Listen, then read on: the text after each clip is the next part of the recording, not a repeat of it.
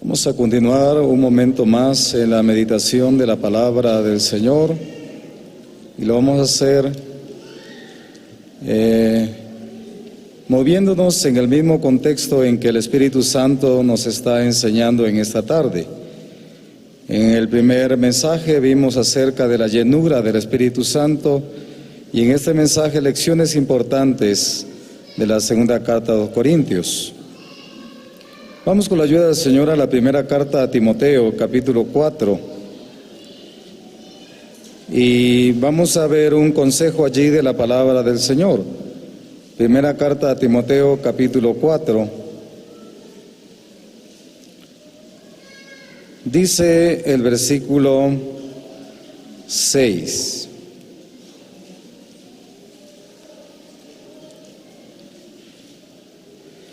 Si esto enseñas a los hermanos, serás buen ministro de Jesucristo, nutrido con las palabras de la fe y de la buena doctrina que has seguido. Acabo de leer en la primera carta a Timoteo, capítulo 4 y versículo 6. Leamos otra vez. Si esto enseñas a los hermanos, serás buen ministro de Jesucristo, nutrido con las palabras de la fe y de la buena doctrina que has seguido. Que el Señor nos ayude en la meditación de su palabra. Yo creo que conviene mucho que hablemos acerca del diagnóstico.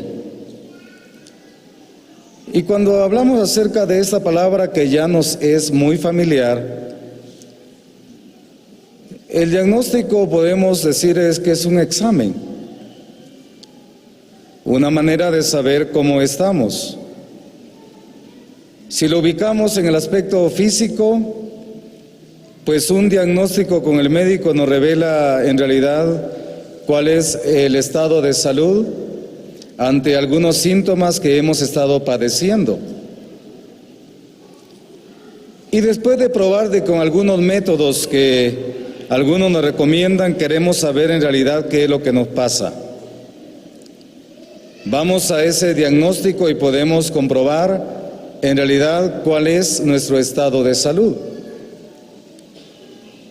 Cuando el médico nos dice qué es lo que tenemos, entonces viene la indicación, la receta. Y por supuesto, viene acompañado de una serie de recomendaciones, que es lo que ya no debemos hacer. Algunos dicen que una de las cosas más difíciles en los tratamientos es la dieta. Saber que usted ya no va a comer algo que ha acostumbrado durante toda su vida. Y usted comienza a pensar, eso yo no lo voy a poder hacer. Pero lo tiene que hacer porque cuando el dolor se le repite nuevamente, se le viene a la mente que no está haciendo bien.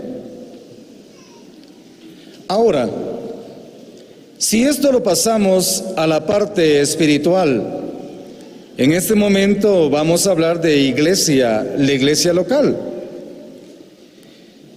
Por ejemplo, si hablamos de la obra del Señor en nuestra querida Guatemala, pues actualmente no tenemos un dato exacto de cuántas asambleas hay, porque siempre la obra se mantiene en mucho movimiento. De pronto hay un testimonio que se establece en este lugar y luego más allá y así, y estas noticias son buenas. La noticia que sí de verdad son tristes es cuando preguntamos acerca de tal asamblea y los hermanos dicen, mire, ahí ya no hay asamblea. Se terminó. Y hemos acudido también, por supuesto, hemos acudido a lugares donde la obra del Señor se mostró realmente con mucho adelanto, bastante prosperidad, pero hoy estamos hablando de 2 o 3 hermanos que están en esa asamblea y un solo hermano que ha quedado como anciano.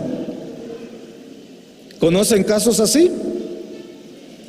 ¿O estoy hablando de otra realidad, de otro país? Esa es nuestra realidad. Actualmente así está la situación. Por supuesto que hay asambleas en donde definitivamente se nota el crecimiento en todo sentido de la palabra. Y nos podemos a pensar en realidad acerca de las causas que han dado lugar a que muchas veces la obra del Señor vaya en decrecimiento. O sea, en lugar de crecer, está decreciendo o menguando. Y nos preguntamos también, hermanos, ¿cómo puede una asamblea local crecer de manera saludable? ¿Cómo podemos nosotros participar en el crecimiento saludable de una asamblea local? A lo largo de las cartas apostólicas encontramos la historia de varias asambleas que en un estudio temporal de su situación, algunas estaban creciendo y su testimonio era tan fuerte, tan poderoso, que se notaba que los miembros de esa asamblea le estaban dando mucho lugar al Espíritu Santo para que dirigiera esa vida de la asamblea.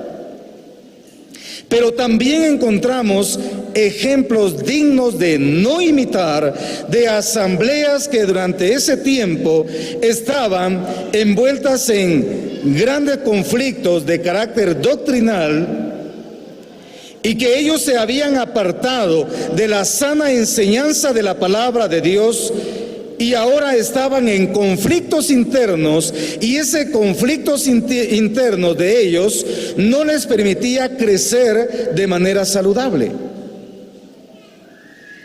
Y entonces encontramos, hermanos, que la primera recomendación que la palabra del Señor nos da para crecer de manera saludable es el alimento espiritual. No a todo le podemos llamar alimento. Usted no va a ir allá afuera a una tienda, va a comprar una bolsa de risitos y usted dice, aquí me estoy alimentando. ¿Se está alimentando de verdad? ¿Qué está haciendo? Ayúdeme. Algún hermano está aquí que es dueño de tienda y dice, el hermano me está haciendo mala propaganda. Usted no sale allá, usted ingiere una bebida gaseosa y dice, de verdad, ¿qué provecho le está haciendo a mi cuerpo? ¿De veras es provecho? ¿En serio lo cree así? No todo es alimento. Sin duda alguna debemos pensar lo siguiente: no todo lo que está en el plato es alimento. No todo nos va a servir. Es más, muchas de esas cosas nos va a enfermar, como hemos oído. Pero ¿por qué lo seguimos comiendo? ¿Es una adicción? No hemos aprendido a tener la disciplina para poder diferenciar lo que nos nutre de lo que nos enferma. ¿A todo le decimos amén? Mis hermanos, tanto que hemos hablado de la responsabilidad del que ministra la palabra de Dios, pero a veces dejamos por un lado la responsabilidad del que escucha. El que escucha tiene una grande responsabilidad. No todo lo puede digerir. Hay cosas que no serán útiles para su vida espiritual y a todo le está diciendo amén. Es más, cuando el predicador baja hasta lo felicita y le dice siga adelante, así está bien. Porque no hemos aprendido a conocer la diferencia entre aquello que es saludable y aquello que es tóxico para nuestra vida espiritual. Entonces nosotros tenemos una gran responsabilidad. La tiene aquel que imparte la palabra, porque éste va y absorbe de cualquier corriente de doctrina que él haya escuchado, y viene y la enseña, y nosotros no estamos preparados para conocer o establecer la diferencia entre lo que es nutritivo y aquello que es perjudicial. ¿Cómo puede crecer una iglesia saludable? Una iglesia saludable es una iglesia bíblica. Se alimenta de los buenos pastos. Ya le decía a mis hermanos, no todo es alimento. Pablo, cuando recomienda a Timoteo esto, él mismo le está diciendo: si esto enseñas a los hermanos, serás buen ministro de Jesucristo. ¿Y cómo será buen ministro? Dice, nutrido. ¿Qué es lo contrario de nutrido? Es muy fácil. Usted le pone el prefijo des y ahí está. Lo contrario de nutrido es desnutrido. No hay provecho espiritual. No somos capaces entonces de discernir lo bueno de lo malo, y estamos absorbiendo muchas cosas, inclusive, mis hermanos, de las plagas más grandes que hoy en día afectan la vida saludable de la iglesia. Podemos mencionar en primer lugar el legalismo. ¿Qué es el legalismo? Es enseñar mandamientos de hombres y colocar sobre la vida de congregaciones prácticas o costumbres que no tienen fundamento en la palabra del Señor, y se absorbe. El mismo Señor Jesucristo lo dijo así. Mateo capítulo 15, versículos 8 y 9. Vamos allí. Mateo capítulo 15, versículos 8 y 9. Miren, este problema ya existía y el Señor lo hizo visible.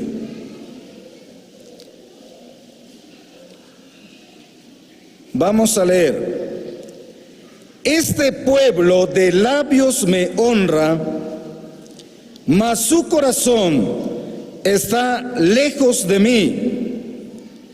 Pues en vano me honran, enseñando como doctrinas mandamientos de hombres. Ese es el legalismo. El hombre que no escudriña la palabra de Dios está condenado a creerle a los otros hombres, no a la palabra. El hombre que no escudriña la palabra de Dios se convierte en seguidor de hombres, no de la palabra del Señor. Es discípulo de otros hombres. Es arrastrado fácilmente. Ese es el grupo al cual hacía mención el apóstol Pablo a los ancianos de Éfeso, cuando habla acerca de las graves repercusiones de la apostasía. Él dice: arrastrarán a muchos tras de sí.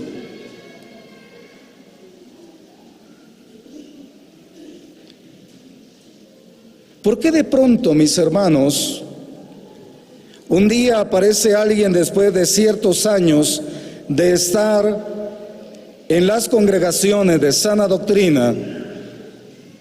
Aparece alguien y dice: hermanos, les vengo a avisar que me voy a otro lugar, ya no quiero estar aquí.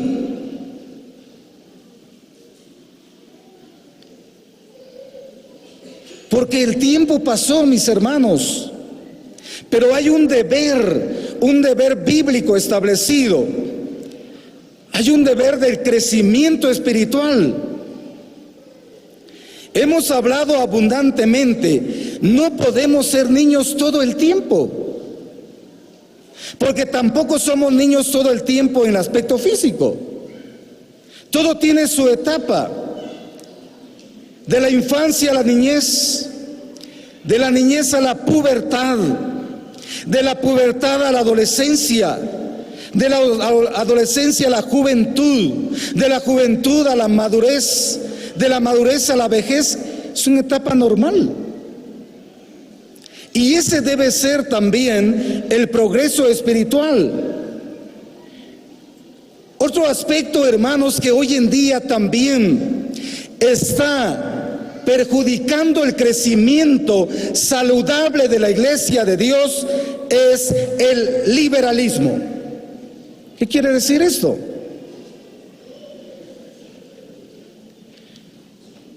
Es de aquello de querer combinar las costumbres, el sistema del mundo y traerlo a la vida de la iglesia. El liberalismo también ataca de manera seria, hermanos, y perjudicial la vida saludable de la iglesia. La palabra del Señor. Hemos hablado que se necesita mucho, hermanos, de que los hermanos que se agregan a la vida activa de la iglesia del Señor crezcan en su vida espiritual con la convicción de la palabra. Porque existen aún dentro de nuestras congregaciones hermanos que hoy le tienen más miedo a los ancianos que a la palabra del Señor. Ellos no lo hacen por convicción. Ellos ejecutan acciones por presión, no por convicción de la palabra del Señor. No porque lo que la palabra del Señor dice así. Hay hermanos que dicen: hermanos, yo hago esto porque los hermanos de la asamblea son muy estrictos. Esto no es posible, hermanos. Si usted hace algo o lo deja de hacer, es por lo que dice la palabra del Señor, ¿no es cierto? Por lo que el Señor enseña. El crecimiento saludable, hablando del liberalismo, hermanos, vamos a una cita que se encuentra en la primera carta que escribe Juan. Dice allí el capítulo 2,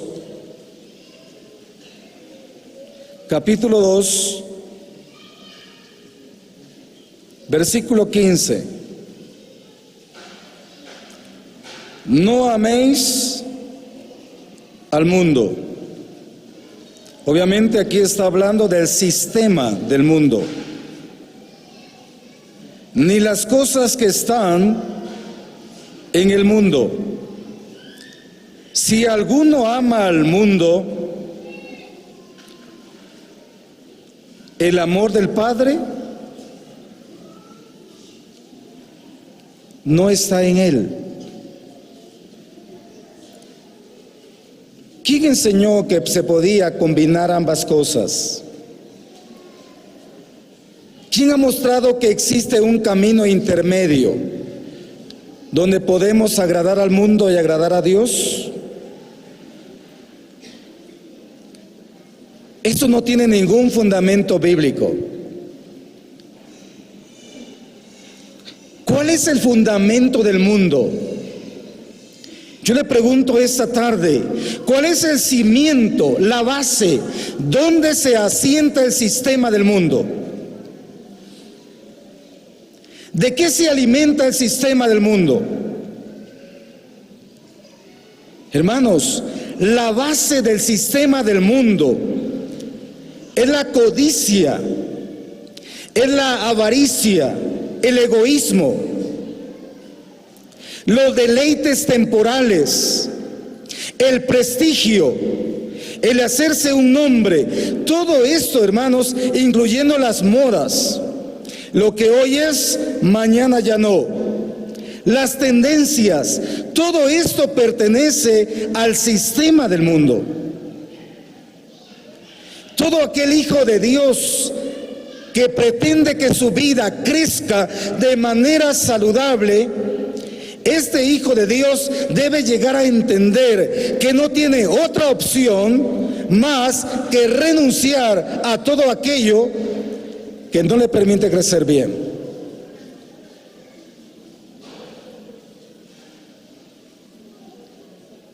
Hermanos, crecer saludablemente. El mejor diagnóstico que podemos tener de un estado espiritual es a través de la palabra del Señor. Pero si no leemos la palabra de Dios, cada día nos iremos alejando más de lo que escrito está. Y mientras un creyente se aleja más de lo que escrito está, entonces se aferra a las costumbres, a los deseos y todo aquello, hermano, que no le permite tener una buena relación con Dios. No estamos dispuestos a renunciar para vivir una vida saludable, de buena comunión con el Señor. Porque todo lo que hay en el mundo, los deseos de la carne, los deseos de los ojos y la vanagloria de la vida, no proviene del Padre, sino del mundo. Y el mundo pasa, y sus deseos, pero el que hace la voluntad de Dios permanece para siempre.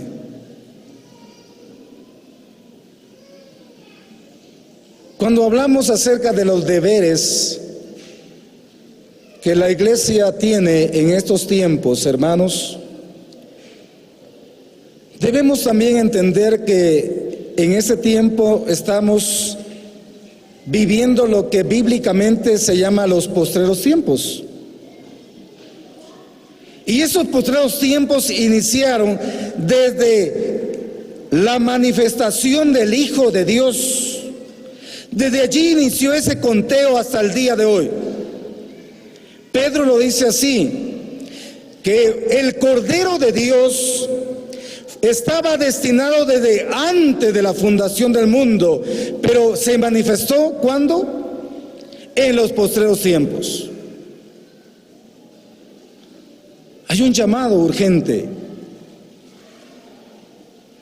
Si hablamos de las crisis que en ese tiempo estamos viviendo, no solamente podríamos mencionar crisis económica, crisis social, pérdida de valores, pérdida de esto o aquello. Hermanos, debemos reconocer que también la iglesia del Señor en este tiempo está pasando por crisis espiritual. Una iglesia que no es saludable no puede tener, mis hermanos, el dinamismo de predicar el evangelio. No puede. ¿Por qué no puede tener una iglesia enferma el dinamismo de predicar el evangelio? Porque lo primero que tiene que hacer es curarse espiritualmente. ¿Y cómo vamos a ayudar a aquellos que están sin Dios, sin fe y sin esperanza, si la iglesia misma está en un estado lamentable, un estado espiritual de una vida no saludable?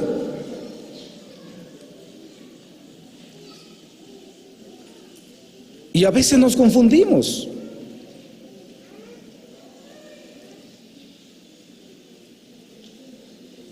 Cuando hemos platicado con hermanos, dice, hermano, mire, no nos alcanza el tiempo, estamos llenos de actividades. Y le digo yo, eso es bueno. Estar llenos de actividades es bueno. Pero es aún mejor crecer saludablemente. Cuando el Señor le envía a la iglesia de Éfeso una carta propia de su estado de salud, la iglesia de Éfeso estaba llena de actividades también, ¿o no? Hacía muchas cosas, no había tiempo. Pero la iglesia de Éfeso estaba pasando por alto que le hacía falta un elemento esencial en su relación con Dios. Usted y yo podemos decir: hermano, yo soy ocupado, me mantengo, sí, pero ¿cómo está nuestra relación con Dios? Estable, saludable. Hemos llegado a amar la palabra, a respetar la palabra, a no disminuir el consejo de Dios, ni aumentarle a la palabra a nuestra conveniencia, sino a sujetarnos en el consejo de la palabra de Dios. Es el propósito del Señor. ¿Qué dijo el Señor? Este pueblo, le dijo, de labios me honra, pero su corazón está lejos de mí. ¿A quién queremos agradarle?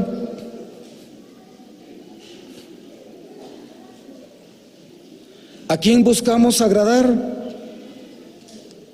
¿Con quién queremos quedar bien? ¿Será con el Señor? Hermanos, hermanas, iglesia del Señor,